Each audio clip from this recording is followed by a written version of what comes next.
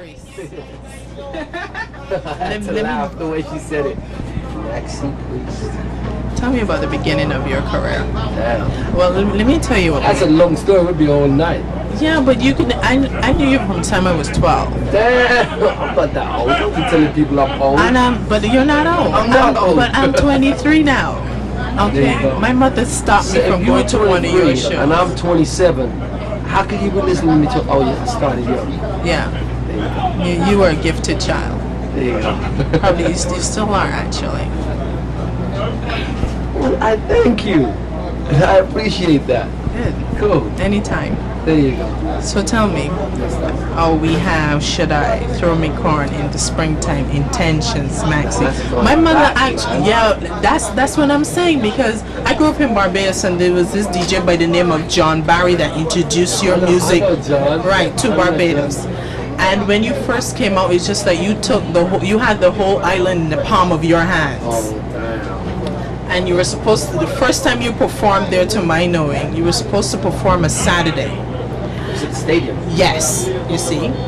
And you had to change it for some reason to a Thursday night. And my mother looked at me, she said, "No way, Jose." I cried the whole night. You know, I wouldn't even have an answer for that. I mean, I don't really know. I can't remember what the problem was, but more than likely, it may have been something to do with either the weather or, the promoter would have to give an answer. But that's okay. Well, I want to talk about your early music. Okay. The music was so intense, always positive. I must say that, always positive. Thank you. And still is. Of course. But things can change with that. So tell me about the beginning. Why the different style for your music? I don't know. I think that as you go along, you just can't stay. Or myself, I don't really want to stay in the same mode of anything. And obviously, music and time changes, and generations change. So as the generations change, there's a different influence, and different influences have different creativities. And you also have to remember, those days we were playing like live drums and bass and the whole shebang in the studio. Nowadays there's a lot of computers and stuff like that, so obviously the tempos change, music changes, if everything is getting faster, people are getting faster, so obviously the groove and the rhythm is going to change, and then that's what gives you different creativity. Has soul music influenced your style of music in any way? I think that goes without saying. I mean, I was born in England. I was brought up amongst a lot of different styles of music, from gospel to reggae to R&B, Marvin Gaye and cats like that, and then also pop music, Beatles and people like that. So they obviously have influenced my music, because from an early age, everybody was saying to me I could sing, there was something there, and obviously when somebody keeps touting what it is that you're supposed to be good at, you obviously seek that in every direction and in every angle, so that you can make the most out of whatever it is that you have, And I have a lot of respect for singers from one spectrum to the other. So by giving respect, you get rewarded by learning and understanding what it is that they or how it is they put together their art or their craft. Did you choose reggae, or did reggae choose you? There you go. Reggae chose me. Had to have been, because it was here before me, and the greats like John Holt, Dennis Brown, Bob Marley, without saying. There's so many people that I grew up on, Burning Spear, that have influenced me in all different ways, both cultural, in just who I am, where I come from, teachings in all kinds of different ways, especially through lyrics and also in the art of what it is that people were always saying to me that I could do. You're very versatile. I remember Set the Night to Music with Roberta Flack. How did you get together with her with that? Well, funny enough, she asked for me and asked if I would do the song with her, and I mean, how could you refuse somebody like Roberta Flack? I mean, that's foundation, that's concrete. If it wasn't for people like that, today people like myself would not be here, would not be getting rewards for what it is that we do. Because it's easy for us to sing and it just goes in the wind. And then people say, well, damn, that's easy for you. You can just sing and get money. You know, life is not that easy, but you know, so there's no way that I could refuse somebody like Roberta Flack. She's a beautiful woman, beautiful woman. I mean, inner and outer. You know, she's got an aura there that is, I don't know, like a motherly aura. Yo, Roberta Flack, you're beautiful. I love you. For real. And I say that without any anything. I think what holds your fans to with your style of music is the love music you sing. You sing about women, the queen in your life, just strolling, pretty little girl I've been. You understand what I'm saying? No, more than I do. I forgot that. I don't know. I mean, I was brought up in a family of 9 brothers and sisters. I have 4 sisters. Damn, I've lost count. 4 sisters, and I'm second to last, so I kind of got smothered.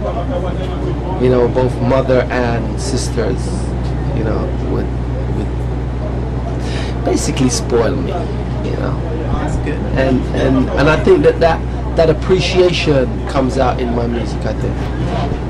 I never even knew that I could say that. Damn, that just came to me. Say what? Great. The appreciation of the music was through my sisters. Damn, that's great. You're just showing respect for what you grew up with. No, for real. And most definitely, you know, from a very young age, I was always pampered in some form of way by my sister's friends, school, all of that. So I suppose it's kind of my way of giving back. Introduce the Maxi World, Maxi Priest fans to your new album. The new album, we haven't titled it yet. There's a few names running around at the moment, but we did some work with Joe, Tony Rich, Sly Robbie, Handel Tucker. You went back to Sly. Yes, that's Why? one thing with me. I don't tend to let go of my past. If you understand what I mean. Yes. Who else? Danny Browning from Main Street. Wow. And anybody that I've forgotten is just because I came to the stage, so I'm not clued up right now. What can we expect from this album? What's the vibe? Well, I'm not one for self-praising, but at the end of the day, because self-praising is no recommendation. Other people should praise one to be recognized. That's what I believe. And I've never ever looked to kind of praise myself to get into the business. That's how I got. People touted me to get into the business. Damn, I had to clarify that. What am I saying here? From dancehall to R&B to some lovers rock. That's it. Maxi Priest and some song? gospel too. Get out of here. Why not? I was brought up in Pentecostal church. My mother was a missionary in Pentecostal church. That is the meaning of Rastafari to me. You understand? So God is within me and has been within me from the day I was born. You know, from Pentecostal church to 12 tribe to, you know, I don't really give a damn which religion you really are. You know what I'm saying? There is but one God. And that's what I believe, and that's what I deal with. And I have no qualms with anybody who is Ayabingi, from Nyabingi to whatever. You know what I'm saying? I believe that there is one God. Maxi Priest, where are you going from here? This new album? Literally, or With your music. With your music. Let's stick to with your music. Because I really wouldn't want to tell you where I'm going this minute, right? You're screwed up, boy. Anyway, where am I going with my music? Really, the only way is up. You know, that's how I see it. I just want to continue traveling around the world and spreading my music around the world. Just trying to continue with the great work that Bob Marley said, and hopefully just take it to that next step, that next level. Are you going to continue with the love song? I'm going to continue with everything. I don't leave nothing behind. I mean, like I said, I have an ability to sing, so that's first and foremost. Then I have to give my respects to reggae music, because reggae music brought me into this. But I have a talent that should not be limited. So that means I sing whatever there is to be sung that is good, I'm with. You know what I'm saying? Anything that motivates people to, in a positive way. That's what I'm about. Or that's what I try to portray. I'm going to tell you what some of your fans are looking forward to. Go on then, you tell me what they're looking forward to, because I want to hear this. They're looking forward to the best of Maxi Priest live in concert on CD. Okay. Wow. Wow. So. Now that's kind of cool. Isn't that deep? That is deep. We're going to have festival time. We got She Loves Me. There you go. All this good music, like 5 CDs, and then a little book telling us. That's what your friend. I'm telling you, that's what they're telling me. You should have told my manager that when you were speaking to me. Well, I'm going to tell him when I'm finished wrapping up here, but that's what your fans are looking forward to. Tell me, you're going to push for this? What's that? Better when we send it to the person itself that's introducing the music.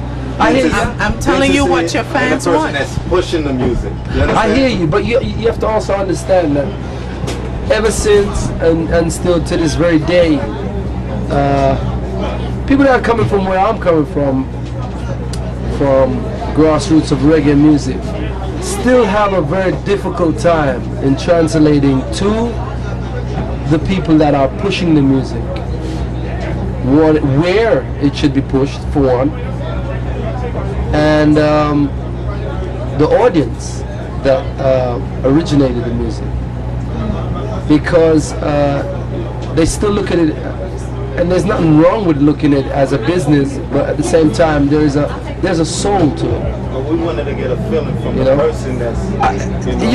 You're getting my feeling. Believe me, you're getting my feeling. I appreciate what she said, and that's something that I want to do. But at the same time, I have an obligation to fulfill, not only to the people but also business-wise. And somewhere along the line, we gotta kind of break even here, or we gotta kind of give and take. You know what I'm saying? Because this is something that I love to do, and I want to continue to do it. So I don't really want to be poor and do it either. You know what I'm saying? Because when you're poor and doing it, it never seems to get to the places that you want to get to. So one has to get to that point, and then once you get to that point, then you can feel and control your body, you know. And I ain't playing nobody. That's just reality. You know what I'm saying? Thank you so much. It has been a pleasure. It's a pleasure. Just sitting here looking in your eyes is a pleasure. Okay. Thank you. Well, you had. I need you to do one more thing for me. I need you to look into the camera and say the name of